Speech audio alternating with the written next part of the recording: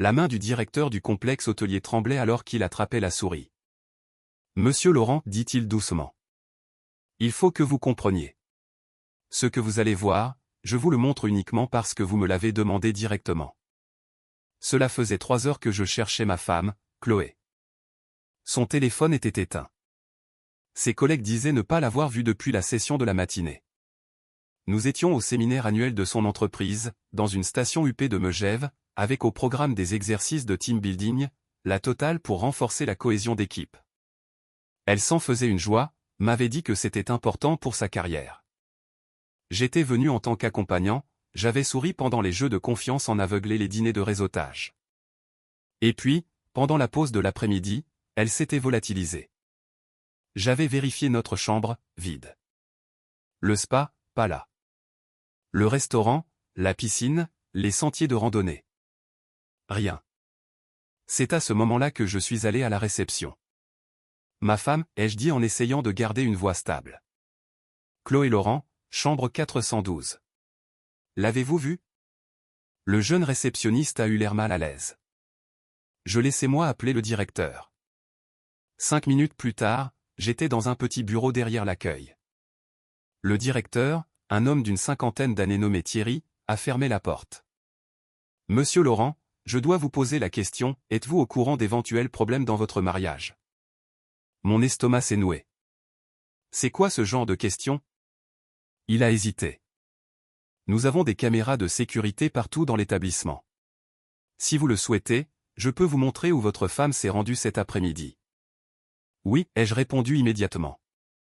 Montrez-moi. Il a lancé l'enregistrement. Cela commençait à 14h47. On y voyait Chloé traverser le hall. Elle regardait autour d'elle, vérifiant si quelqu'un l'observait, puis se dirigeait vers l'ascenseur, mais elle n'a pas appuyé sur le bouton de notre étage. Elle a appuyé sur le 6, la suite exécutive. Thierry a fait avance rapide. L'horodatage est passé à 14h52. Chloé est sortie au 6e étage, a marché dans le couloir, s'est arrêtée devant la chambre 604, a frappé et la porte s'est ouverte. Un homme est apparu. Grand, la veste de costume retirée, la cravate desserrée. Je l'ai reconnu immédiatement. C'est son patron, ai-je dit d'une voix sourde. C'est Damien Mercier. Thierry n'a rien dit. À l'écran, Chloé a souri, a dit quelque chose que je ne pouvais pas entendre, puis est entrée. La porte s'est fermée. Thierry m'a regardé. Monsieur Laurent, c'était il y a 3 heures. Mes mains étaient engourdies. Est-elle toujours à l'intérieur? Il a vérifié une autre caméra. Oui. La pièce s'est mise à tourner. Je me suis levé. Quel est le numéro de la chambre déjà, monsieur Laurent? Je ne crois pas que... Quel est le numéro? Il a dégluti. 604. Je suis sorti de ce bureau avec une seule pensée brûlante dans l'esprit. 3 heures. Si vous voulez savoir ce que j'ai trouvé en frappant à cette porte et pourquoi ce qui s'est passé ensuite a détruit bien plus que mon mariage, abonnez-vous, car ces images n'étaient que le début. Je m'appelle Nicolas Laurent. J'ai 39 ans et jusqu'à il y a 3 jours, je pensais avoir un mariage solide. Je suis ingénieur en génie civil. Je conçois des ponts, des autoroutes, des projets d'infrastructures qui prennent des années à se concrétiser. Je suis doué dans mon travail. Je suis méthodique. Je prévois les charges de contraintes, les conditions météorologiques, les pires scénarios possibles. Je pensais avoir tout prévu dans mon mariage aussi. J'avais tort. Chloé et moi nous sommes rencontrés il y a 10 ans au mariage d'un ami. Elle travaillait dans le marketing, vive, ambitieuse, le genre de femme capable de captiver toute une salle sans verser une goutte de sueur. J'étais le gars discret dans son coin qui sirotait une bière, observant la foule comme s'il étudiait un plan d'architecte. Elle s'est approchée de moi.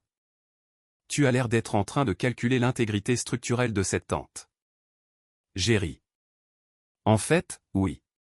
Ces poteaux sont conçus pour des vents allant jusqu'à 70 km/h. On ne craint rien. Elle a souri de toutes ses dents. T'es bizarre. J'aime bien. Nous nous sommes mariés 2 ans plus tard. Pendant longtemps, c'était bien. Des emplois du temps différents, des mondes différents, mais on faisait en sorte que ça marche. Elle a gravi les échelons chez Méridien Conseil, une agence de marketing de taille moyenne à Lyon. Je travaillais sur des chantiers dans toute la région Rhône-Alpes, parfois absent pendant des semaines. On se faisait confiance, ou du moins, je lui faisais confiance. Le séminaire d'entreprise était son idée. C'est dans ce complexe à Megève, a-t-elle dit en me montrant l'email. 3 jours, team building, réunion de stratégie. Les conjoints sont invités. J'ai regardé le planning de mes projets. J'ai une inspection de chantier cette semaine-là. Tu peux la décaler? Je pouvais. Ce serait juste, mais je pouvais. Pourquoi c'est si important, ai-je demandé. Elle a hésité.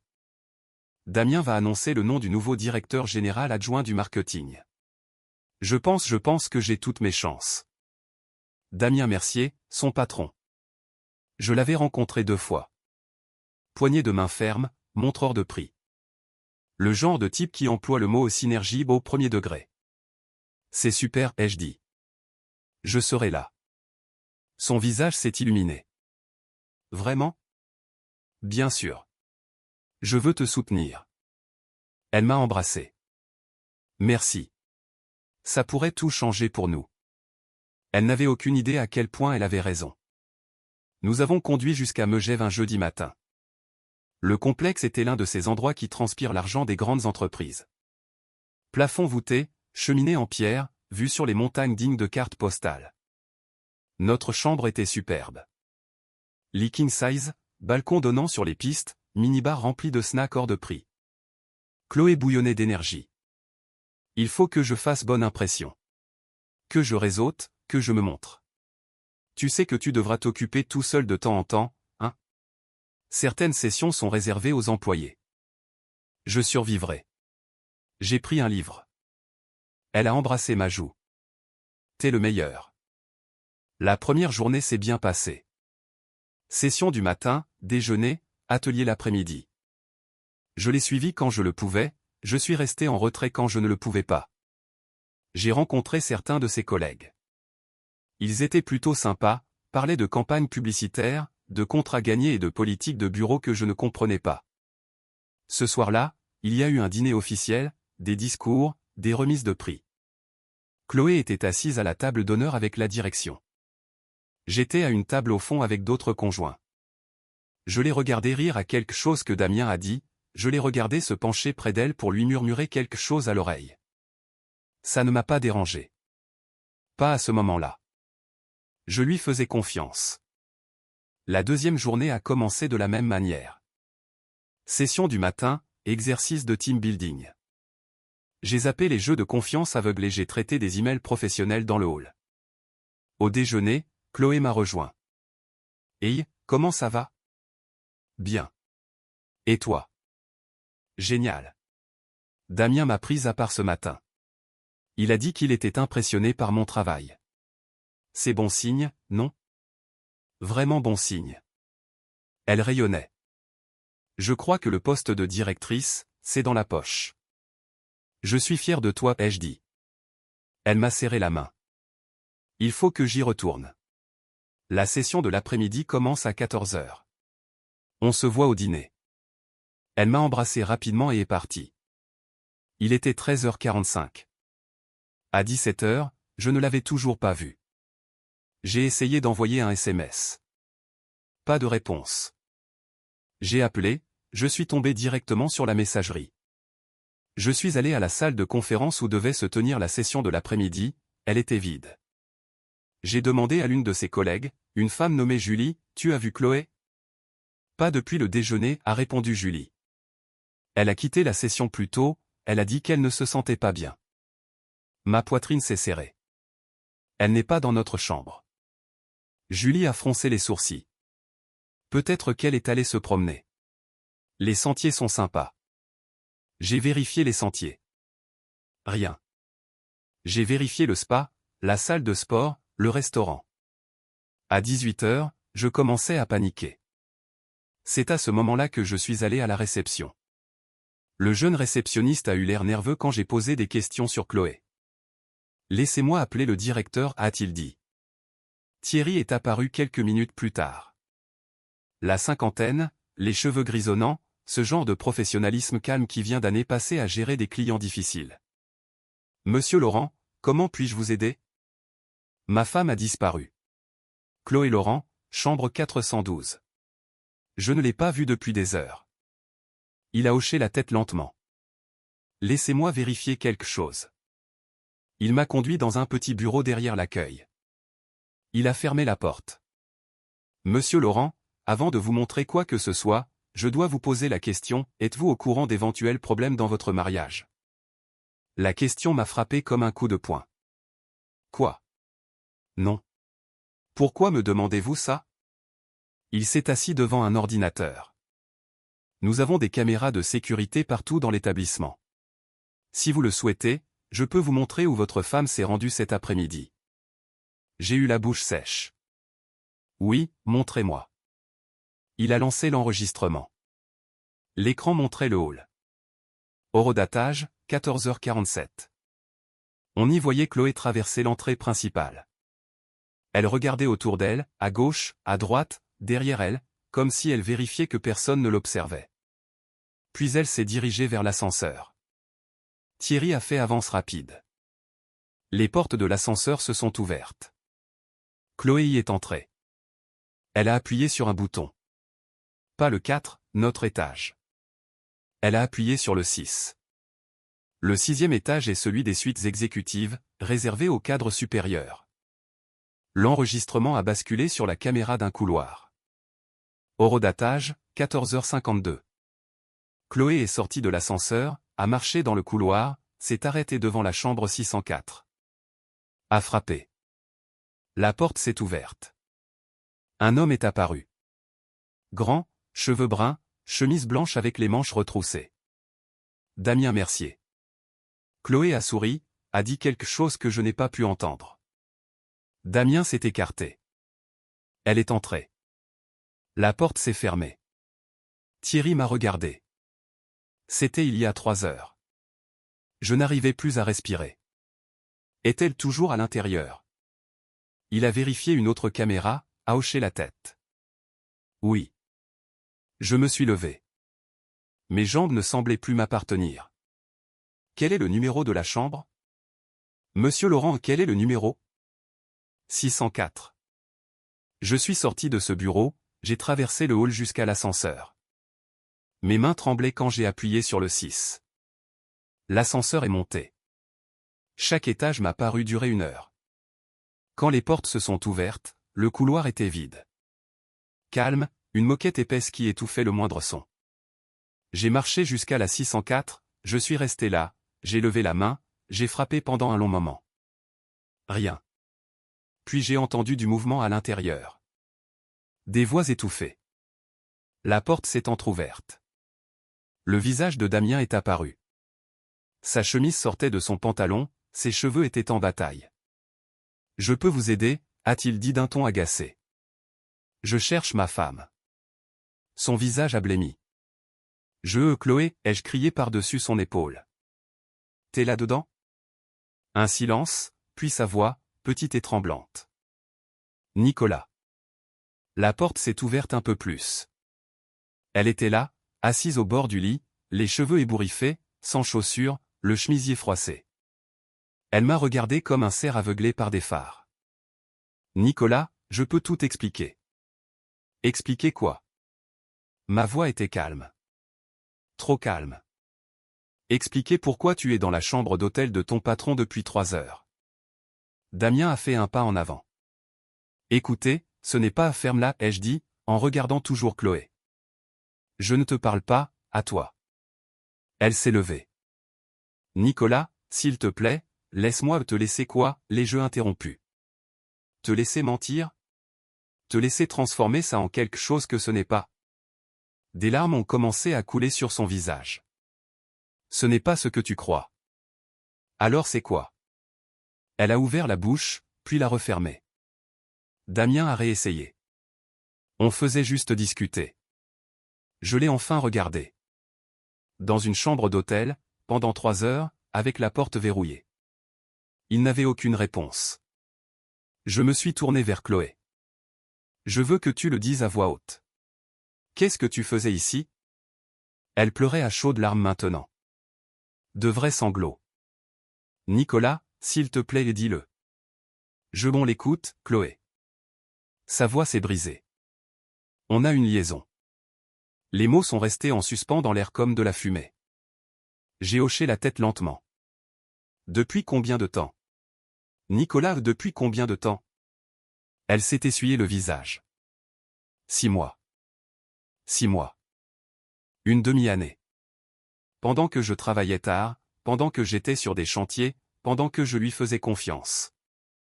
Est-ce que quelqu'un d'autre est au courant? Elle a secoué la tête. Non, on a fait attention. Attention, ai-je répété. C'est vrai, c'est pour ça que tu es dans sa chambre d'hôtel pendant un séminaire d'entreprise. Damien s'est raclé la gorge. Écoutez, je pense qu'on devrait tous ou je pense que tu devrais fermer ta gueule, ai-je dit, ma voix toujours d'un calme effrayant. Parce qu'en ce moment même, la seule chose qui m'empêche de te briser la mâchoire, c'est que je n'ai pas envie d'aller en prison. Il a reculé. J'ai regardé Chloé une dernière fois. Fais tes affaires. On s'en va. Nicolas, on peut en parler, s'il te plaît? Non, ai-je dit. On a fini de parler. Fais tes valises. Rejoins-moi dans le hall dans 20 minutes. Je suis sorti, j'ai fermé la porte, je suis resté dans ce couloir vide, et je me suis enfin autorisé à ressentir les choses. La rage est venue en premier, brûlante et tranchante. Puis l'humiliation. Tout le monde à ce séminaire devait être au courant, devait probablement chuchoter à ce sujet. Puis, quelque chose de plus froid. La lucidité.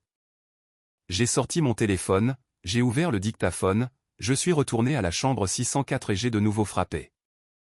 Damien a ouvert, frustré. Quoi encore?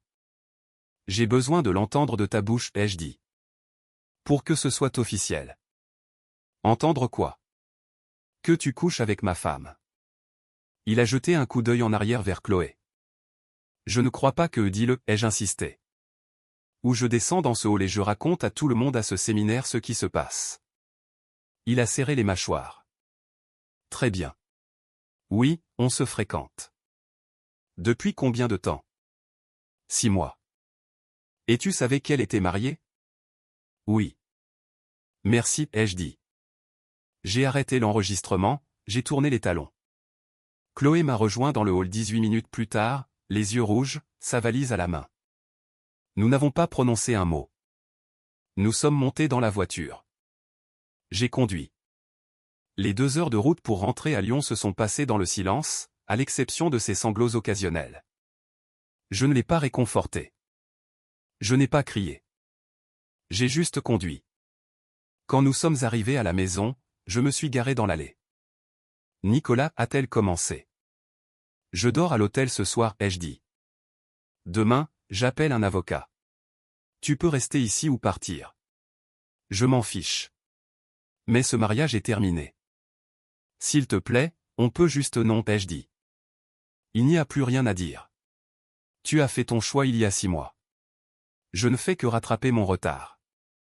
Je suis sorti, j'ai pris mon sac dans le coffre, j'ai marché jusqu'à mon propre véhicule, j'ai roulé jusqu'à un Novotel près de la 43, j'ai pris une chambre, je me suis assis au bord du lit, et je me suis enfin laissé craquer. Mais craquer n'était pas la fin. Ce n'était que le début. Parce que le lendemain matin, j'ai reçu un appel d'un numéro inconnu.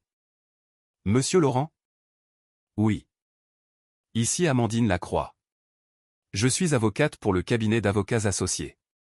Je représente Méridien Conseil. Mon estomac s'est noué. D'accord. Nous avons été informés d'une situation impliquant votre femme et l'un de nos cadres dirigeants. Nous aimerions vous rencontrer pour en discuter. Pourquoi? Parce que, Monsieur Laurent, ce qui s'est passé lors de ce séminaire viole plusieurs règles de notre code de bonne conduite, et nous devons comprendre l'ampleur de la situation avant d'agir. Je me suis redressé.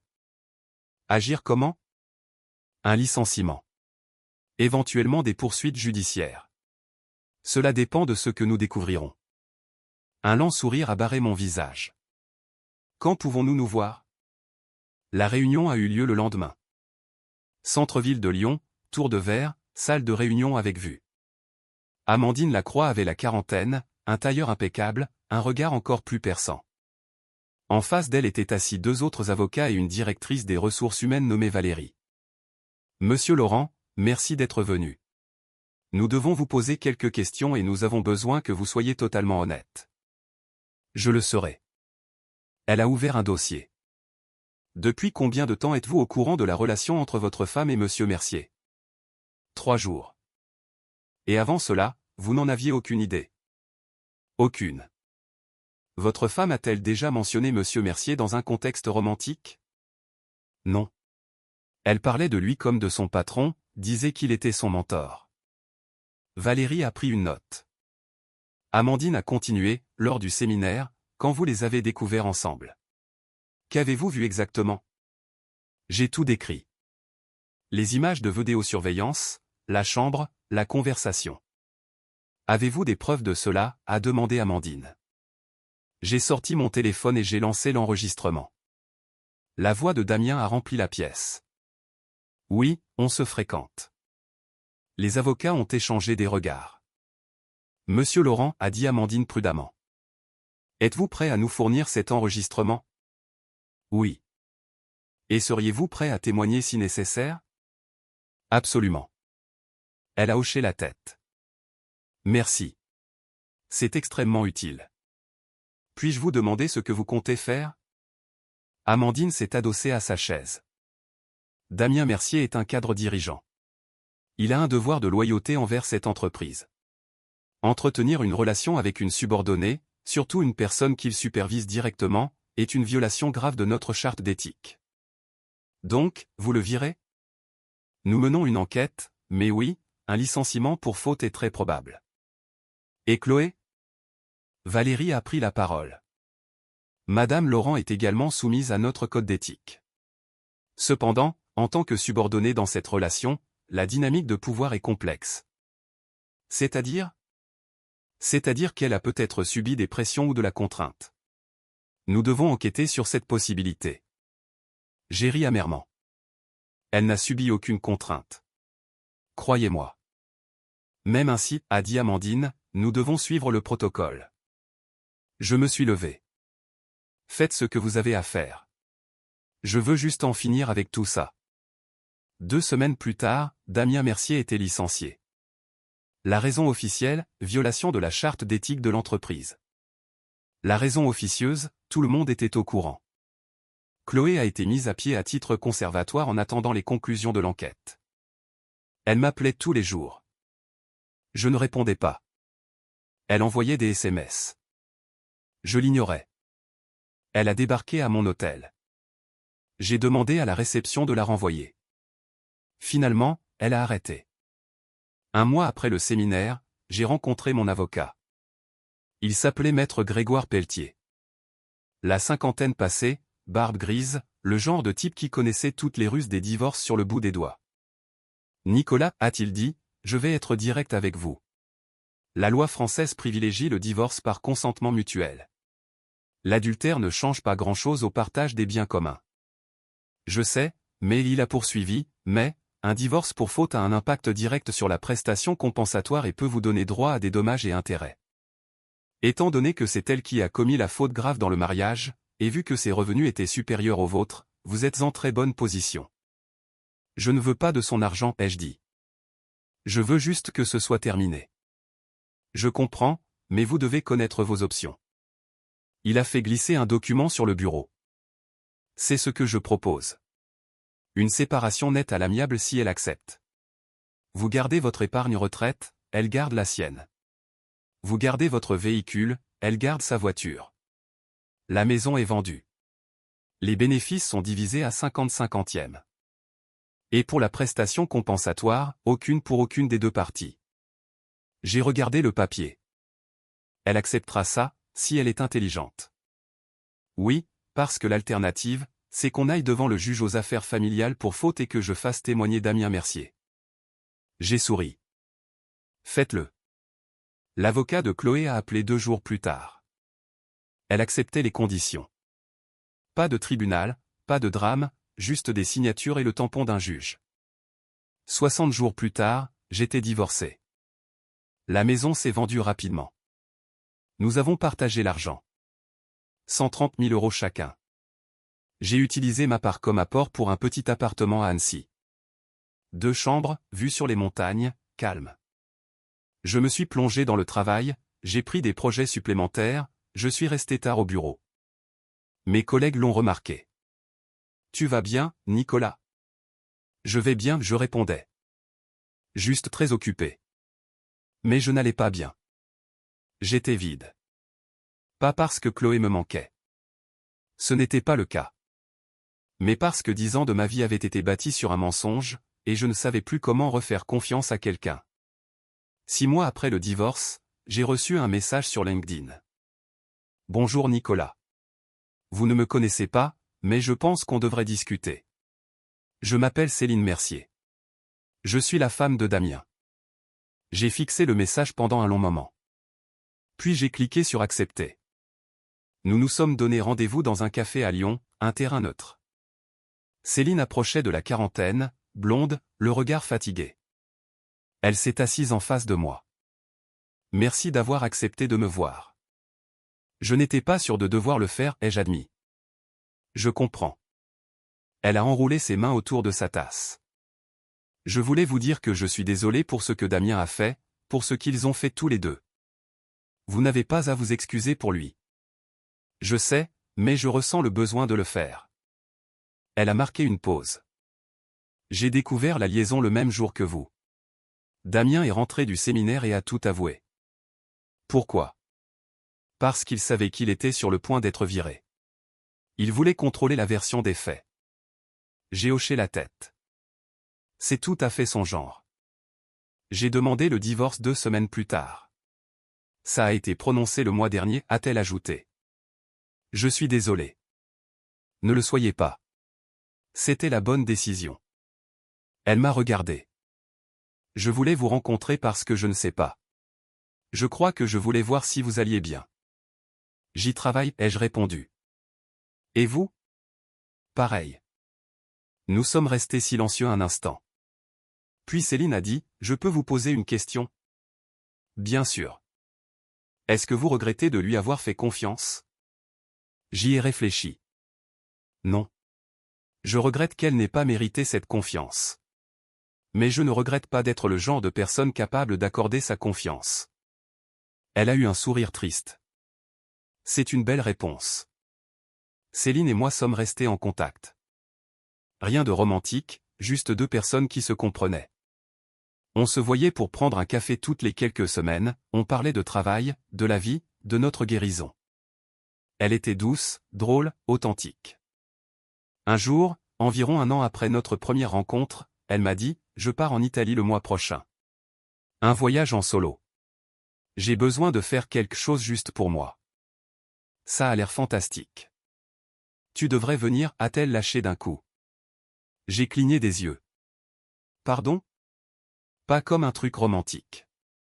Juste 2 amis qui ont traversé l'enfer et qui partent en voyage. Sans pression. J'y ai réfléchi. D'accord. Vraiment? Vraiment. L'Italie était magnifique. Rome, Florence, la côte amalfitaine. Nous avons mangé des pâtes, bu du vin, marché dans des rues millénaires. Et quelque part entre le Colisée et la galerie des Offices, j'ai réalisé quelque chose. Je riais à nouveau. Sans me forcer. Sans faire semblant. Je riais vraiment. Un soir, assis sur une terrasse surplombant la Méditerranée, Céline s'est tournée vers moi. Merci, a-t-elle dit.